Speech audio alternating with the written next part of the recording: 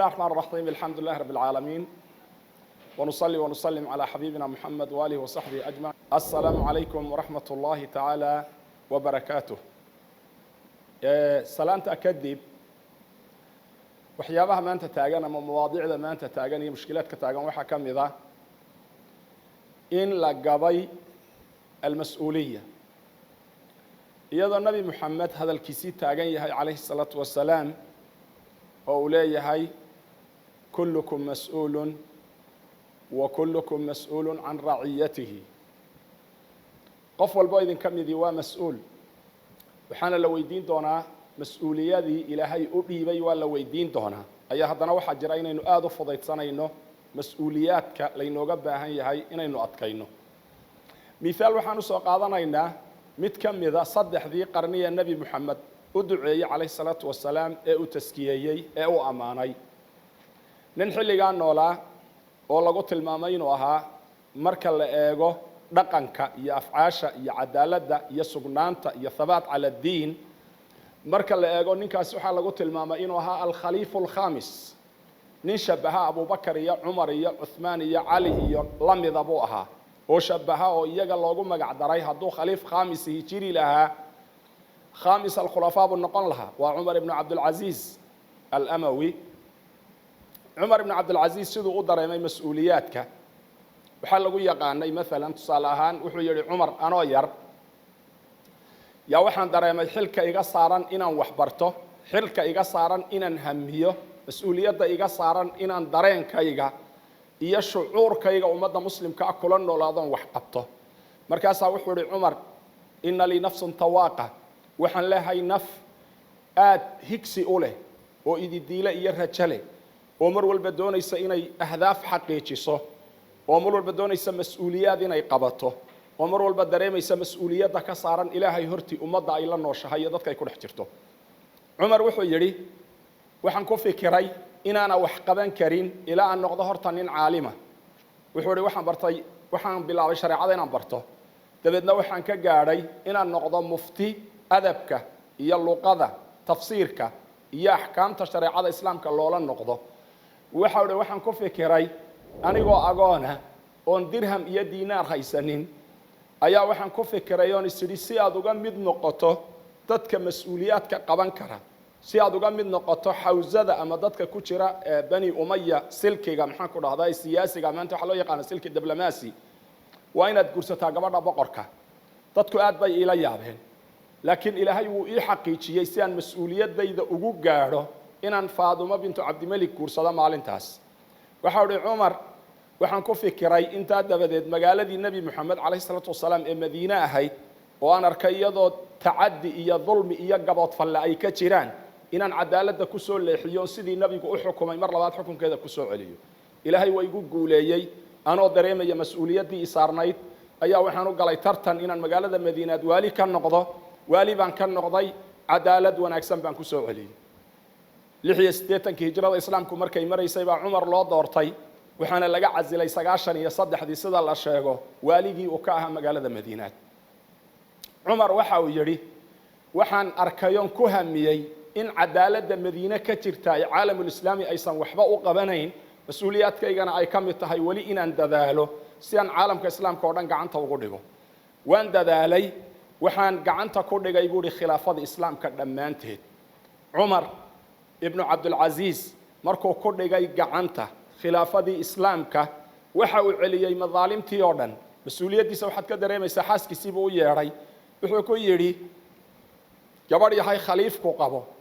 gabadh yahay khaliifkii iyo boqorku dhalay gabadh yahay afarta khulafada awalaalaha la waxaan ka rabaa inaad maanta ama aniga ay doorato ama quruxda iyo lacagta iyo dhaqaalaha ka soo galay bangiga islaamka ama baytimaal muslimiin aad dooratay ku dhif Faaduma bintu Cabdimalik waxay tiri Umar wadaan ku dooranayaa maxaan sameeyaa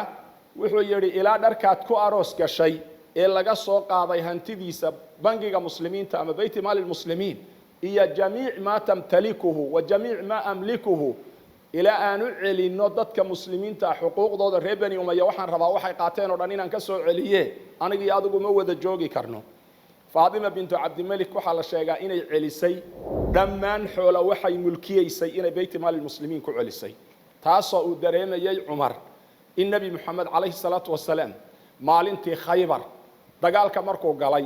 loo keenay nin saxaabiya sida uu Tirmidhi warinayo oo xadiid xasan oo saxiixa uu ku warinayo wuxuu yiri waxa loo keenay nin shahiiday waxa lagu rasuulka ilaahu ku tuko waxa uu yiri ku tukan mahaya anigu idinku ku tukada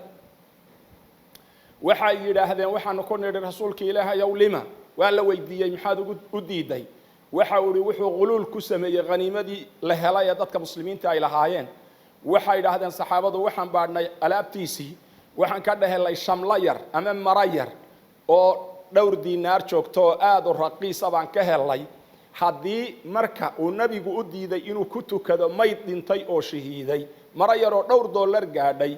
intay leeg bay ya dareemaysaa dadka mas'uuliyiinta oo aan dareemaynin waajibaadka iyo waxyaabaha iyaga saaran iyo xilka ummadda ka saaran oo laga yaabo inaysan u aaba yeelin halkeed maal ka qaadateen halkeed samaalkan ku celiseen mas'uuliyadiinu maxay ahayd aan dareemi karin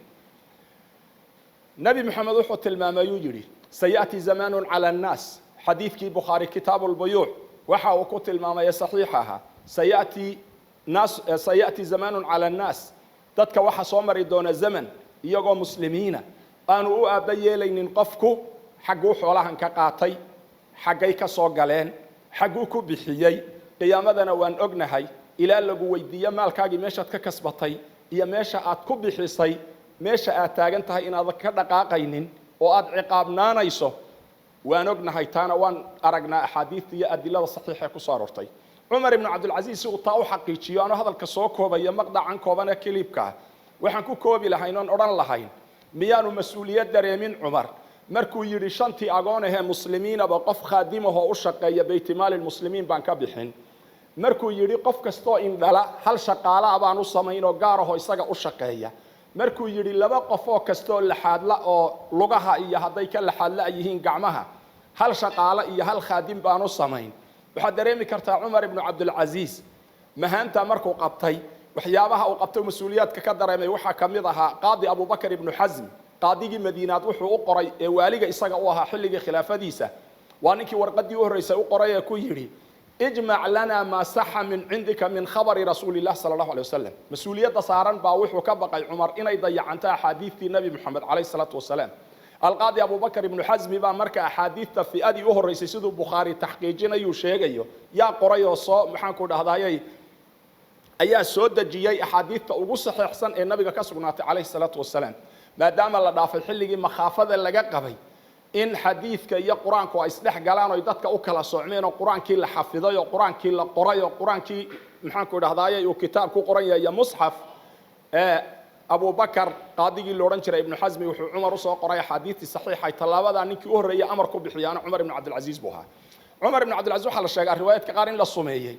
markii la sumeeyayna waxa sumeeyay khaadimkiisii Umar ibn Abdul Aziz markuu sumeeyay ayuu soo qabtay markii la soo qabtay baa waxa loo sheegay oo lagu yiri waad sumaysan tahay ninka ku sumeeyay sunta cunada kuugu darayna waa ninka khaadimka wuxuu yiri war maxaad ii sumaysay